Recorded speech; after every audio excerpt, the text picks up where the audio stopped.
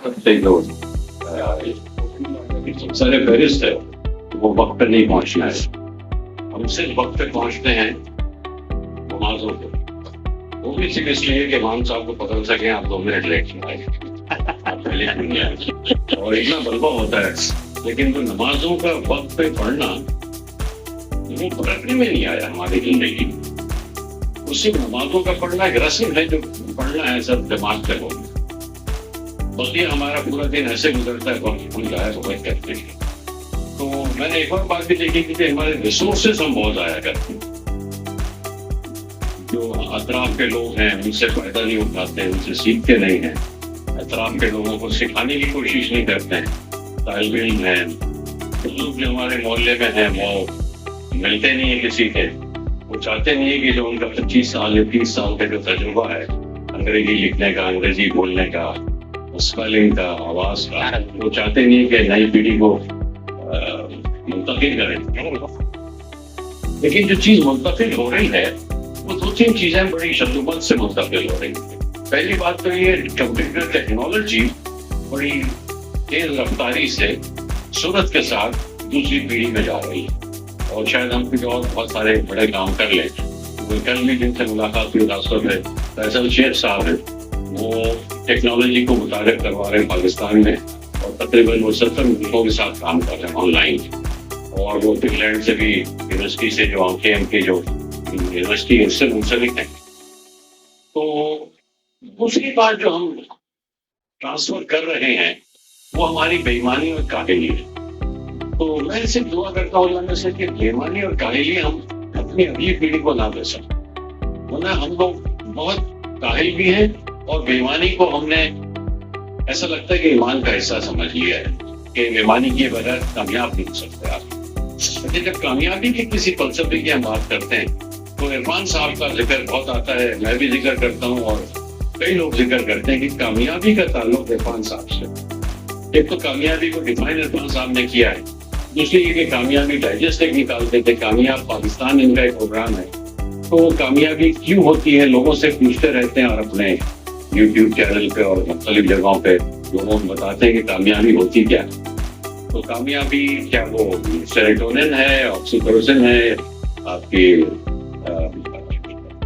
सारे न्यूरोट्रांसमीटर्स का नाम है कामयाबी, या कामयाबी शायद कोई आखिरत की तरफ बहुत करीब होने का नाम है, या फिर अपनी जाती फायदे का वो नाम है कामयाबी।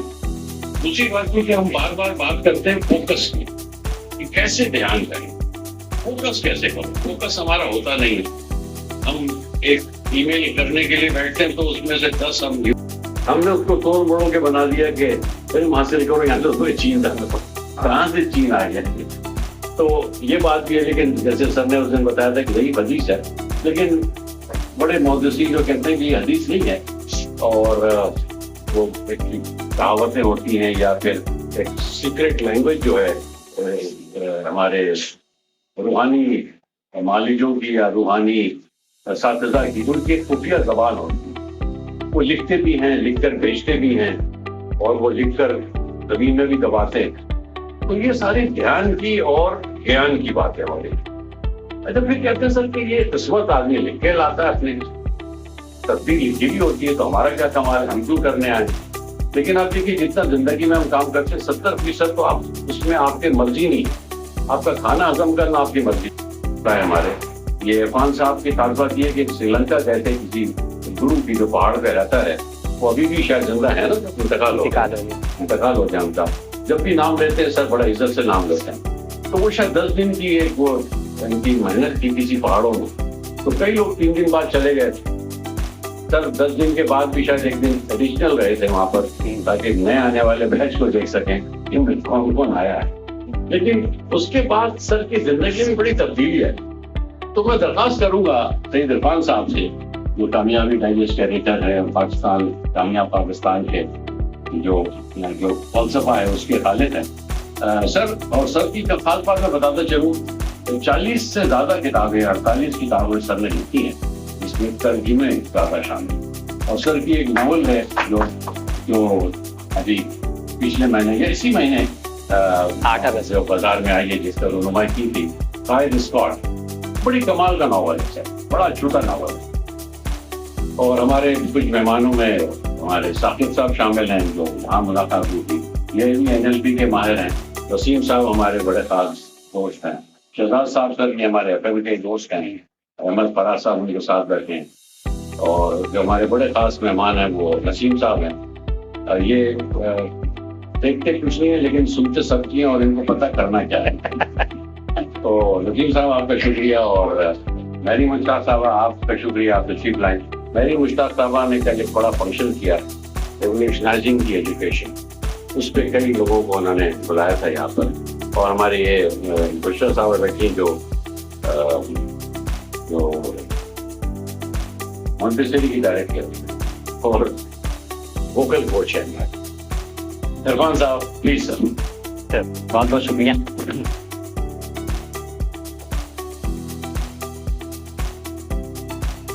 मैं शायद जिंदगी में 2-4 बार ही बैठकर बात की है मैंने, और इससे पहले जब भी बात की है बैठकर तो मौका नहीं था खड़ा होने का। लेकिन आज मैंने खास तौर पे शकील साहब से गुजारिश की कि मैं बैठकर बात करूंगा, और उसकी वजह आज का मौजू है। मजमूई तौर पे देखा जाए तो इस मौजू पर बात करना मेरे लिए कोई नई बात नहीं है, क्योंकि मैं एक ज़माने से इस मौजू पर काम कर रहा हूँ। ट्रेनिंग्स भी हैं, छोटी बड़ी, मुल्की, बैनुल अक़वामी। लेकिन जब इसको यूँ कहना चाहिए कि शायद ये सर का खुलूस और वो सोच की कुव्वत और तवानाई है जिसने मुझे इस मौजू पर गौर करते हुए हिला के रख दिया। और मुझे अंदाजा हुआ कि मैं जब इस मौजू पे बात करूंगा तो मेरे जहन पर इतना बोझ पड़ेगा कि मेरी इतनी एनर्जी लगेगी कि मैं खड़ा नहीं हो सकूंगा। ठीक है।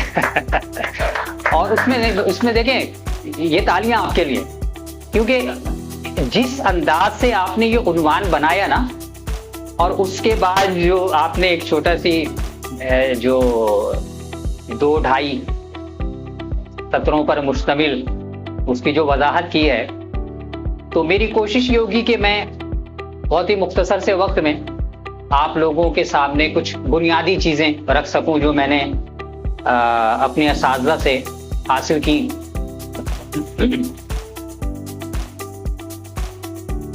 मौजू ध्यान, ज्ञान, नसीब। सबसे पहले तो मैं समझता हूं कि हमें ध्यान, ज्ञान और नसीब, ये 3 इस्तिलाहात हैं। इन 3 इस्तिलाहात को समझ लेना चाहिए। पहली चीज है ध्यान। ध्यान वही चीज है जिसे हम फोकस कहते हैं, फोकस ऑफ अटेंशन, तवज्जो का मरकूज होना। और दूसरी चीज है ज्ञान। ज्ञान का मतलब है नॉलेज, इल्म, विजडम। और तीसरी चीज है नसीब। नसीब हमारे हालात हैं। हम इस वक्त जिस किस्म के हालात से भी गुजर रहे हैं, तो दरअसल हम मुअतज़िला के ही इस अकीदे की पैरवी कर रहे होते हैं या तौसीफ कर रहे होते हैं। तो मैं लोगों को कहता हूं, जब अगर कभी मौका मुझे मिल जाए, तो हम भी अगर कभी अपने आप से ये कहते हैं ना हालात के आने पर, यार अल्लाह मालिक है, तो अपने आप से फौरन ये सवाल करें कि अल्लाह तो मालिक है। सवाल ये नहीं है कि अल्लाह मालिक है या नहीं है, सवाल ये है कि अल्लाह कैसे मालिक है। ये जो कैसे है, इसका जवाब आपको ध्यान और ज्ञान में मिलता है।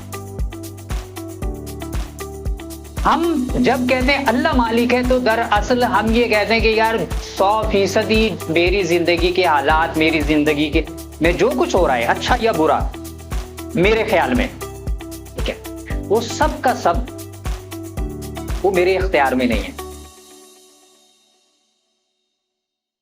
लेकिन हकीकत ये है, और जमहूर उलमा से मुराद होते हैं अक्सरियत, बहुत बड़ी अक्सरियत, जिस चीज पर मुत्तफिक हो।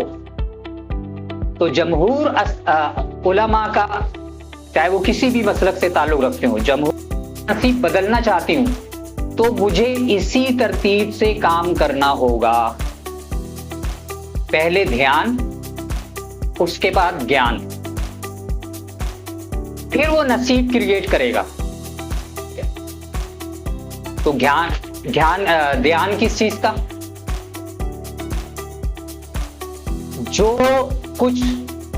जो मैं अपनी जिंदगी में चाहता हूं, जो नसीब में चाहता हूं, मुझे सबसे पहले उसके ध्यान पर, उस हवाले से ध्यान देना पड़ेगा।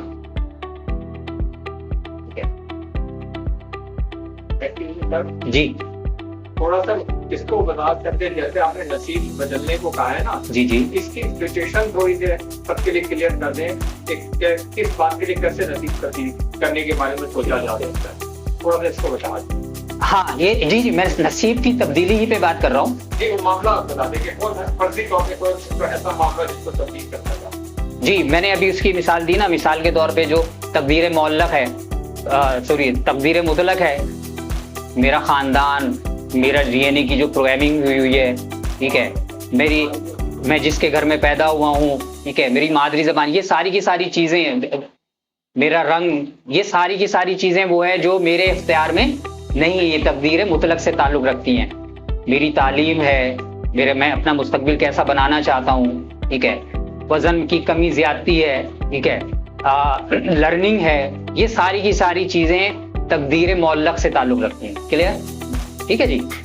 तो अब जो चीज़, अब अगला सवाल ये आता है कि हम सब जो है वो नसीब का रोना रोते रहते हैं, तो ये नसीब जो है वो बदलेगा कैसे? बल्कि बेहतर ये है कि मैं अपने नसीब को अच्छा कैसे कर सकता हूँ। तो उसकी तरतीब यही है कि सबसे पहले मुझे ध्यान करना होगा और उसके बाद ज्ञान मिलेगा मुझे। ठीक है, बहुत मशहूर वाकया है। अच्छा, यहाँ पर थोड़ी सी एक गहराई में जाके मैं बरसबील तस्करा वजाहत कर दूं कि जब हम ध्यान से ज्ञान की तरफ जाते हैं तो जिस चीज पर अब हम बात कर रहे हैं, यहाँ दरअसल ज्ञान से मुराद जो है, ज्ञान अगर आप जो है वो लुगत में देखेंगे तो आपको जो है वो कई अल्फाज उसमें तर्जुमे में मिल जाएंगे। गालिबन संस्कृत का लफ्ज है कि इल्म है, पहचान है, शनाख्त है। ज्ञान से मुराद जो करीब तरीन लफ्ज है वो है मार्फत। जब आदमी ध्यान करना शुरू करता है किसी शय पर तो उसे उस शय की मारिफत मिलती है। लेकिन ये मारिफत बहुत ऊंचा दर्जा है। किसी भी शय को समझने का, उसकी तफहीम का, ये मालूमात नहीं है उस चीज की। ये आपको पीएचडी करने से या बड़ी बड़ी किताबें पढ़ लेने से भी नहीं मिलेगी मार्फत, जब तक कि आपका एक खास हद तक ध्यान नहीं होगा। और उसमें बहुत एक मशहूर वाकया हम सबके इल्म में है कि जब मेंटल एटीट्यूड, मुझे मेरे साथ जो कुछ भी हो रहा है या मेरे साथ जो कुछ भी किया जा रहा है उसमें मेरी किसी किस्म की कोई राय ना हो, किसी किस्म की कोई राय ना हो। बहुत मुश्किल काम, बहुत मुश्किल काम। हम फौरन जो है हमारे एजुकेशन सिस्टम हमें क्रिटिकल थिंकिंग सिखाता है, लॉजिकल थिंकिंग सिखाता है, और जो मैं बता रहा हूं ये इसका उलट है, क्रिटिकल थिंकिंग का मुतजाद है। लेकिन जब आप क्रिटिकल थिंकिंग पर आते हैं तो आप हकीकत से दूर होते चले जाते हैं, और ध्यान का मकसद, ज्ञान का मकसद हकीकत तक पहुंचना है। तीसरी शर्त है नॉन अटैचमेंट। आप उस वक्त तक हकीकत तक पहुंच नहीं सकते जब तक कि आपकी अटैचमेंट किसी चीज के साथ है। वो अटैचमेंट किसी भी किस्म की है, जज्बाती है, ज़हनी है, किसी भी किस्म की अटैचमेंट है, और दर्जनों किस्में हैं, लेकिन जब तक आपकी अटैचमेंट है आप लम्हे मौजूद में नहीं आ सकते और आप जजमेंटल हो जाएंगे लाजमन। तो 3 चीजें जरूरी हैं आपके ध्यान के लिए। मेरे गुरुजी कहते हैं कि क्योंकि ध्यान का बराह रास्त ताल्लुक इंसानी सोच से है, और इंसानी सोच 24 घंटे में 70 से 90 हज़ार नए ख्यालात पैदा होते हैं। इसके लिए लाजमी है कि ये 8 हफ्ते की ट्रेनिंग वो करेंगे, और उसके बाद अपने ऑफिस में रहते हुए इस ट्रेनिंग को वो प्रैक्टिस करेंगे। ये मेरे और आपके लिए, हम सबके लिए भी जरूरी है कि अगर हम अपना नसीब तब्दील करना चाहते हैं, नसीब को बेहतर करना चाहते हैं, तो सिर्फ 1 स्टेप फॉर्मूला है, और वो है ध्यान। ध्यान आज की ज़बान में माइंडफुलनेस, जिसकी मुझे भी जरूरत है, हम सबको जरूरत है। अपने माशरे में माइंडफुल रहना, माइंडफुलनेस को हम आगाज करें, अपने बच्चों को सिखाएं, खुद सीखें और इसको प्रैक्टिस करें। बहुत बहुत शुक्रिया। कोई अगर सवाल है तो बता दें। ये फिक्स है हमारी, और ये मोहल्ले का। हाँ, ये लीजिए, चाय लीजिए प्लीज। उनको बोलिए चाय दे यार, क्या कर रहे हैं वो लोग बैठ के। आपके लिए सर, आप ले। अभी तो लोग बाहर दे सकते हैं वापस। वो बाहर से निकले ही नहीं सर। मैं मौजूद में रहना, वो जो बात आपकी थी ना, मैं मौजूद में नहीं हूँ, कहीं और है ज्यादातर। बिल्कुल आप सही कह रहे हैं। मैं एक वर्कशॉप कर रहा था, शायद वो आपको याद होगा, वो हमारे सिटी डिस्ट्रिक्ट काउंसिल क्या होती थी, वो सिविल सिटी गवर्नमेंट जो होती ना। हाँ जी हाँ, अरे हाँ सर, अभी लेते हैं सर। तो वो हमारे पास बड़े अफसरान आए हुए थे, तो एक में अफसरान काम कर रहे हैं, फोन आ रहा है, वो मैंने कहा सर आप इस वक्त आपको कहाँ होना चाहिए? कहने सर मुझे दफ्तर में होना चाहिए। मैंने कहा सर यहाँ क्या कर रहे हैं? दफ्तर में जाए सर। कहने नहीं सर मैं तो वर्कशॉप अटेंड कर। मैंने कहा फिर वर्कशॉप में रहिए सर आप, टेलीफोन बंद कीजिए फिर आप। तो वो उनको समझाना पड़ता है कि यार ये वर्कशॉप और ये जो गुफ्तगू होती है, ये लोग कहीं से छोड़ के काम आते हैं अपना। लोगों ने बोला कि सर आप तशरीफ रखिए, वरना फिर कौन करता है? Nobody does. वक्त दिया ना, हाँ कीमती कोई चीज।